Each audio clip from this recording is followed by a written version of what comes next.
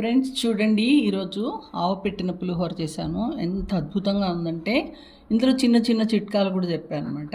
అవన్నీ కూడా పాటించి ఇలా చేసుకోండి. పులిహోర చేసుకోవడానికి మనకి సమయం సందర్భం అక్కర్లేదు కదా.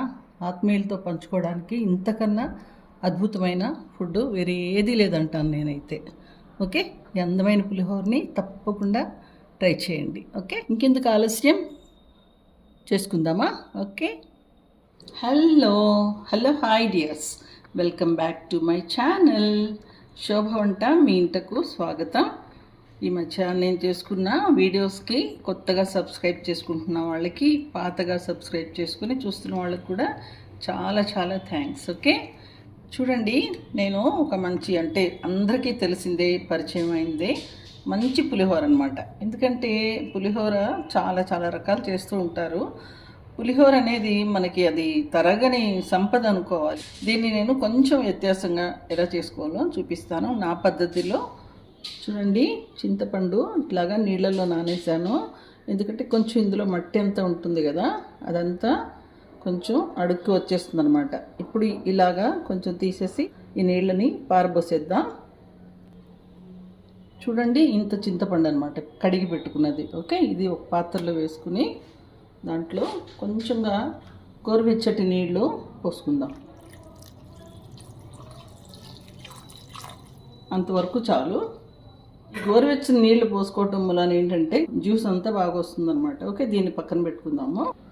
నేను తాలింపుకి వాడే శనగపప్పు ఇది ఒక 1.5 టేబుల్ స్పూను అడిగి నానబెట్టుకున్నది. అలాగే మినపప్పు కూడా ఇది 1 టేబుల్ స్పూను, దీన్ని కూడా కడిగి నీళ్ళు వంచేసి ఇలా పెట్టుకుంటే చాలు. ఇక్కడ వేరుశెనగ పప్పులు, వీటిని కూడా కొంచెం నీళ్ళల్లో మామూలుగా ఇట్లా కడిగేసేసి దాన్ని కూడా తడిగానే నీళ్ళు వంచేసి పెట్టా. ఇక్కడ జీడిపప్పు కూడా నేను అలాగే పెట్టుకున్నాను. ఇది మీరు ఒకసారి చేసి చూడండి, ఆ క్రిస్పీనెస్ చాలా చాలా బాగుంటుంది, గట్టిగా ఉంటుంది అనమాట. ఓకే, 1 టీ స్పూన్ ఆవాలు, ఇవి తాలింపుకి. 1 టేబుల్ స్పూను ఆవాలు, ఇవి నేను చివర్లో వేస్తాను. ఇవి చూడండి, ఆవు పెట్టిన పులిహోర అనమాట ఇది. తర్వాత తాలింపుకి ఇంగువ, టేస్ట్కి ఉప్పు, పులుపు విరుగుడవటానికి కొంచెం బెల్లం, కడిగి పెట్టుకున్న కరివేపాకు, 1 టేబుల్ స్పూను సన్నంగా తరిగిన అల్లం, 4 పెద్ద పచ్చిమిరపకాయలు ఇట్లాగా 2గా చీల్చి పెట్టుకున్నాను. ఇక్కడ 4 ఎండుమిరపకాయలు చీల్చకుండానే, అంటే తుంపకుండానే పెట్టుకున్నా. ఓకేనా, ఇప్పుడు ఇవన్నీ మనకి కావాల్సిన పసుపు, నూనె. ఓకే, పులిహోరకి తాలింపు రెడీ చేసుకోకముందు అన్నం మట్టుకు ఇట్లాగా వండుకున్నాను.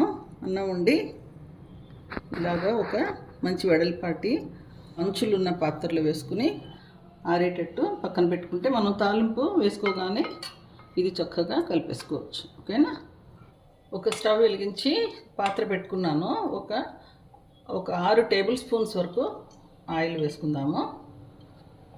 చూడండి, నూనె వేడెక్కింది. ఆవాలు వేసుకుంటున్నాను.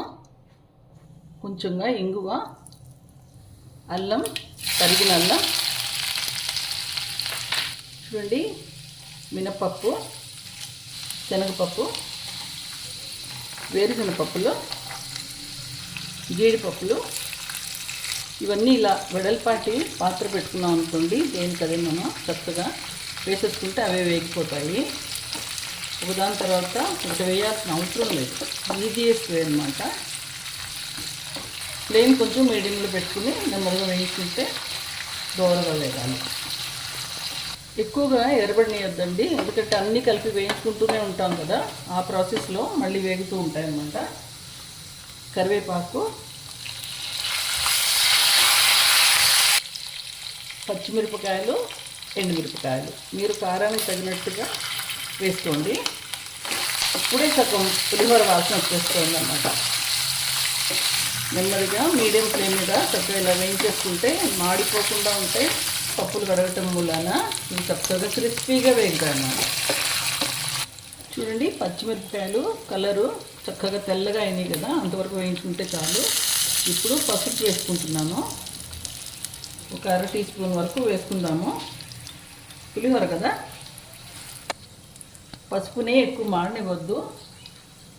ఇలాగా చింతపండు పులుసు ఇట్లా మంచిగా పిసికి పెట్టుకున్నాను, అవి వేసేసుకుందాం.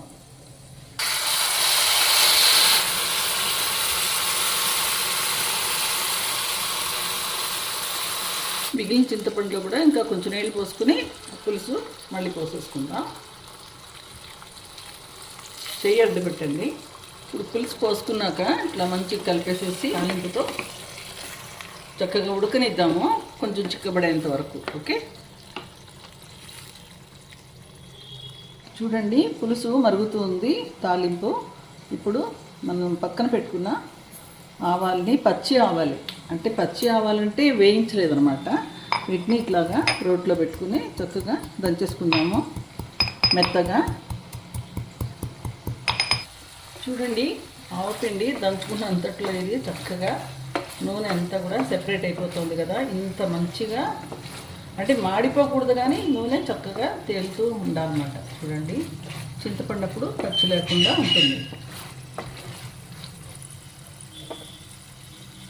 టేస్ట్కి సరిపడా ఉప్పు వేసుకుందాము, కావాలంటే చివరిలో కూడా కలుపుకోవచ్చు. కొంచెం బెల్లం వేస్తున్నా చూడండి, చిన్న బెల్లం ముక్క. ఓకే, ఇప్పుడు మొత్తం కలిపేసుకుందాం.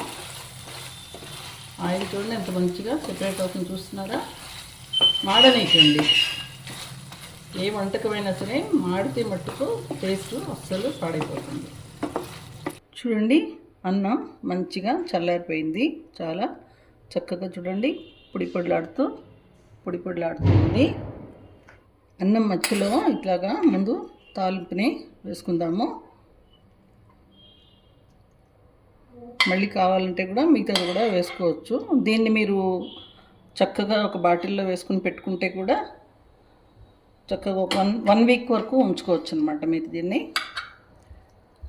నేను మా పాప వాళ్ళకి పంపిస్తాను, పప్పులు మట్టుకు కొంచెం వేయించకుండా ఎక్కువ వేయకుండా చేసి పంపిస్తాను. వాళ్ళు చాలా నెలలు ఉంచుకుంటారు ఫ్రిడ్జ్లో, మనకి అంత అవసరం లేదు కదా, ఇక్కడ ఎప్పుడు పడితే అప్పుడు చేసుకోవచ్చు.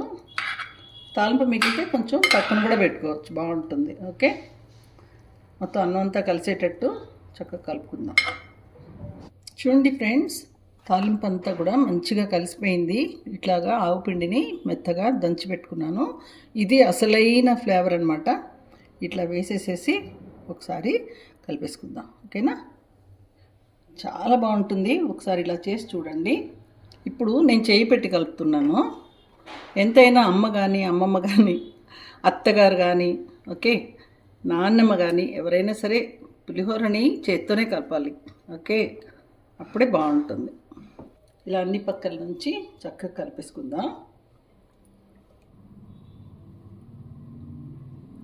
చూడండి పులిహోర గుమగుమలు ఆడిపోతుంది. మీరందరూ లేరు కానీ దగ్గర, లేకపోతే అందరికీ కొంచెం కొంచెం పెట్టుండేదాన్ని. ఓకే, తప్పకుండా చేసుకోండి ఇలాగా ఒక పులిహోర. పప్పులు మట్టుకు ఒకసారి నానబెట్టి అలా చేసుకుంటే మీకు తప్పనిసరిగా డిఫరెన్స్ తెలుస్తుంది. ఓకేనా, thank you friends, thanks for watching. Thank you.